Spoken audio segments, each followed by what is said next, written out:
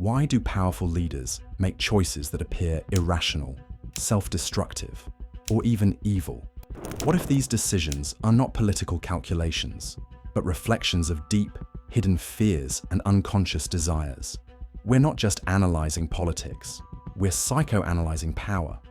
Guided by history's greatest philosophers and psychologists, we'll dive deep into the minds of 12 of today's most polarizing leaders. 1. Vladimir Putin, Freud's unconscious, drives and the death of the empire. To his supporters, Vladimir Putin is the iron-willed guardian of Russian identity, a man who restored national pride after the chaos of the 1990s.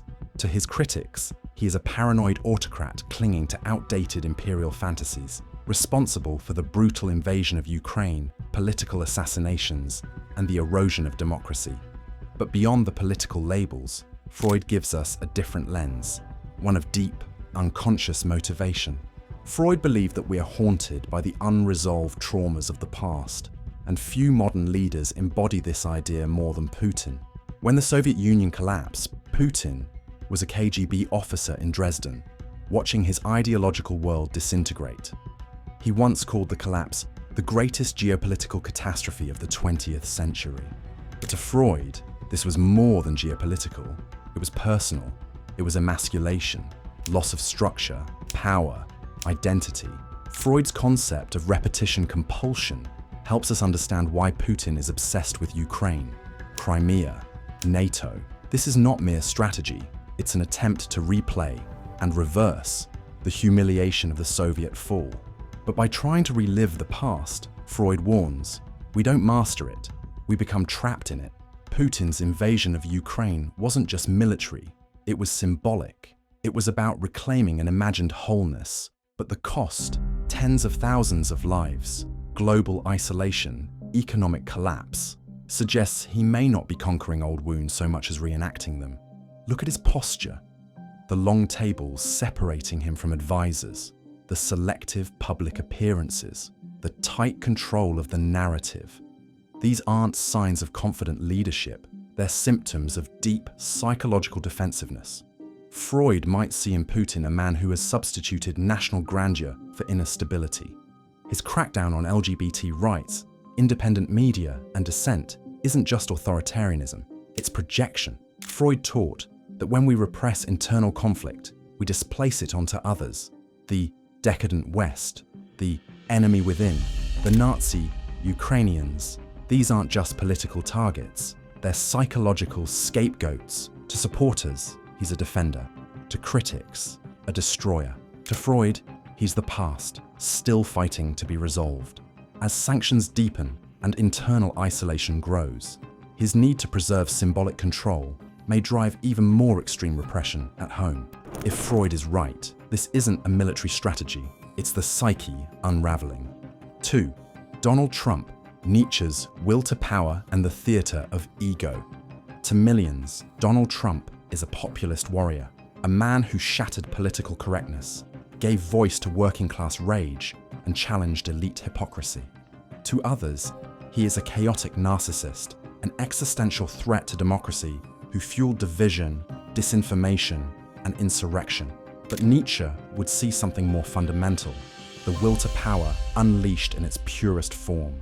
Nietzsche believed that the highest human drive is not happiness or morality, it's the will to power, the urge to define reality on one's own terms, to dominate one's environment through sheer will.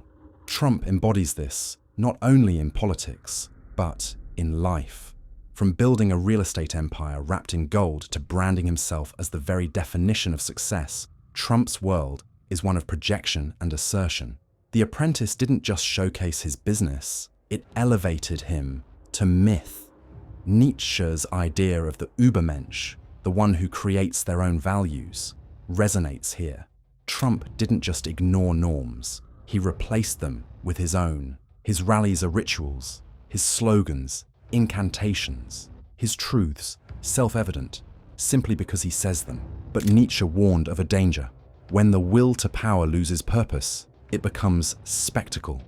Trump's denial of the 2020 election results, his incitement of January 6th, his refusal to fade quietly into post-presidency life, These are not just political plays. They are acts of existential necessity. He cannot stop performing, because without the spotlight, the myth dims. Jung's concept of the persona, the mask we wear to survive, also applies. Trump's persona is so tightly bound to dominance, to winning, that admitting error would collapse the entire edifice. Hence the constant projection, the fake news media, the rigged system, the disloyal generals. The enemy is always outside. The self is never to blame. His critics say he craves power, but Nietzsche would argue he fears irrelevance more. His supporters say he fights for them, but Trump, fundamentally, fights for the preservation of his image. The billionaire, the strongman, the disruptor, that is the altar he cannot stop worshipping. Nietzsche once wrote, "He who fights with monsters should look to it that he himself does not become a monster." But Trump doesn't just fight monsters. He became one and made millions cheer. Now that Trump has returned to power, the question isn't what he'll do, but what we've become. Is America embracing its own myth of the strongman to escape chaos, or surrendering to it? And if the will to power has no limit, what happens when a nation becomes the stage for one man's eternal performance? 3. Xi Jinping, Orwell, Confucius, and the delusion of harmony. To some, Xi Jinping is the architect of China's resurgence, a stoic leader who lifted hundreds of millions out of poverty and restored China's international stature.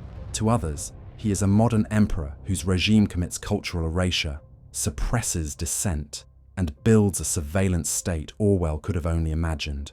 The Chinese dream, as Xi calls it, is one of national rejuvenation. But the methods used to achieve it reveal a duality. On the one hand, Confucian ideals, order, harmony, hierarchy, shape a worldview where strong central authority is a virtue. On the other, the methods, mass surveillance, thought control, internet censorship. The 2019 Hong Kong protests offer a potent example.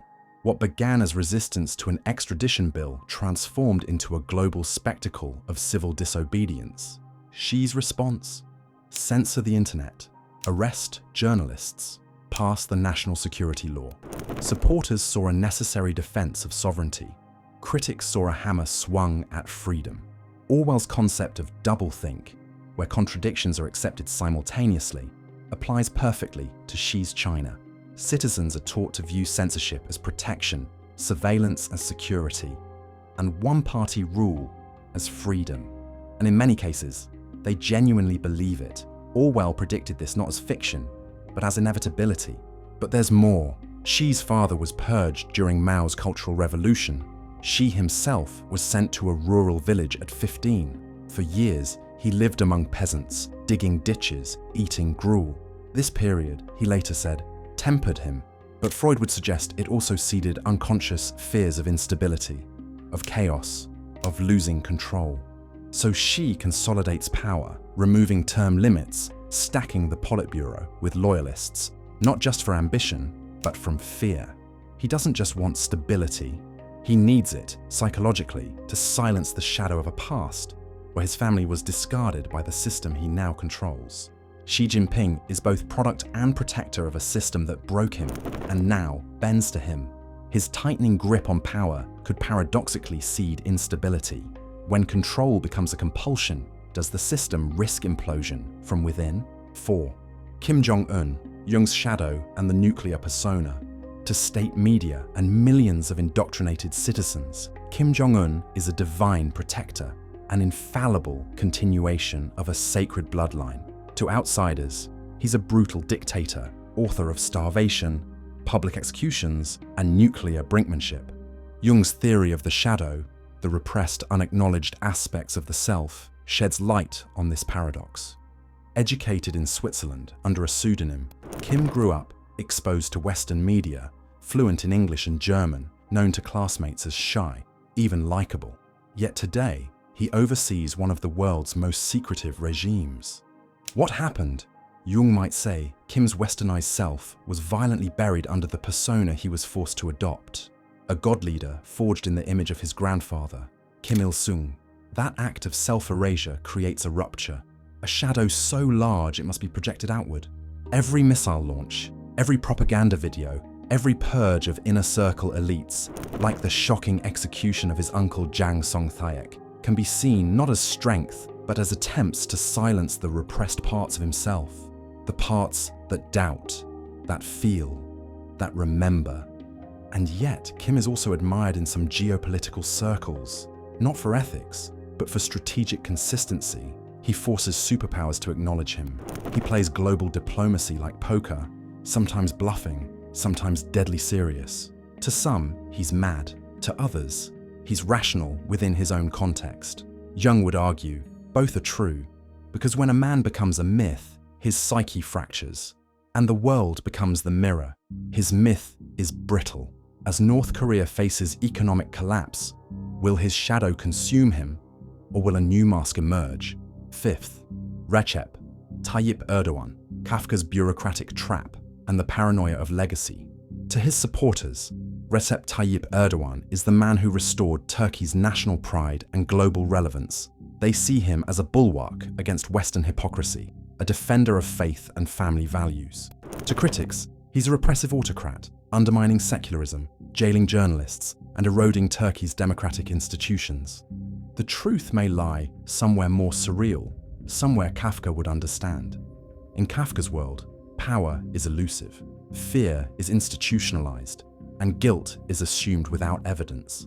Since the 2016 failed coup, Erdogan has leaned into this vision, dismissing tens of thousands of public workers, branding critics as terrorists, detaining academics, and declaring anyone who questions his rule as a threat to the nation. But why such heavy-handedness?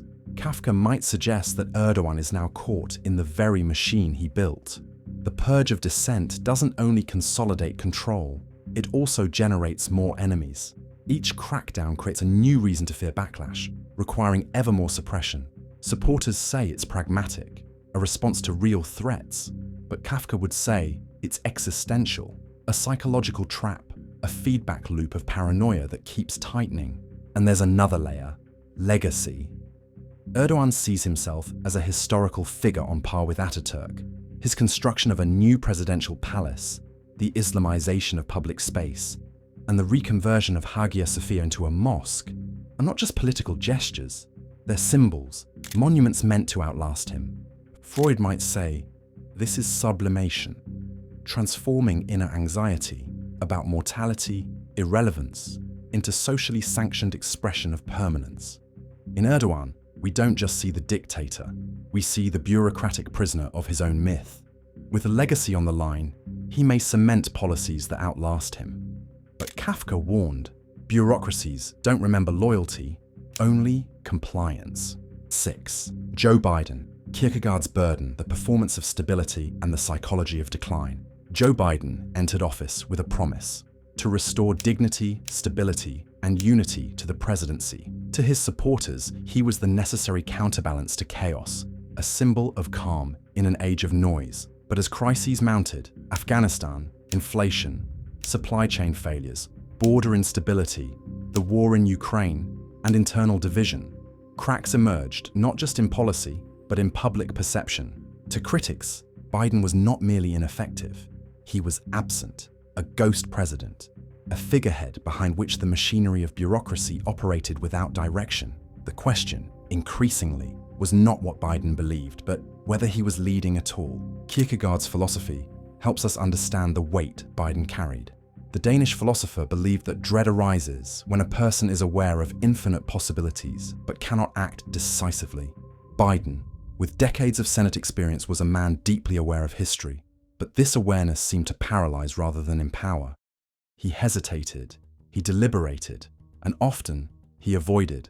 The withdrawal from Afghanistan, chaotic, poorly executed, and publicly humiliating, exposed a deeper truth. Biden was not shaping history, he was reacting to it. His presidency often felt performative. Press conferences were tightly controlled. Messaging was cautious. Moments of clarity were rare. His supporters insisted this was by design, a return to institutional normalcy. But to many, it felt like detachment, like watching an actor in a role he could no longer fully inhabit. Freud might suggest Biden's public identity the grieving father, the decent statesman, was a defense mechanism, a carefully maintained narrative shielding the ego from failure. But when results faltered, no mask could hold. Biden promised to heal. Instead, polarization deepened. He pledged competence but presided over crises. He claimed experience, but often seemed adrift. He may have believed he was doing the right thing, but Kierkegaard would ask, does that belief absolve a man from the consequences of inaction? In the end, Biden may be remembered not for scandal or fury, but for drift. A president who meant well, but could not meet the moment. Now past his presidency, how history remembers him will depend on whether he is seen as a stabilizer or a placeholder. What unites these 6 leaders isn't ideology, it's something deeper. Fear of chaos, fear of irrelevance, fear of being forgotten. Freud, Jung, Kierkegaard and Orwell all help us see the same truth. Power is never just about governance, it's about identity. And when leaders are driven by wounds, not wisdom, the consequences ripple across nations. But these aren't just cautionary tales about others, they're mirrors. In part 2, we'll go beyond the surface, into the realm of archetypes. Not just what these leaders do, but what they represent in us.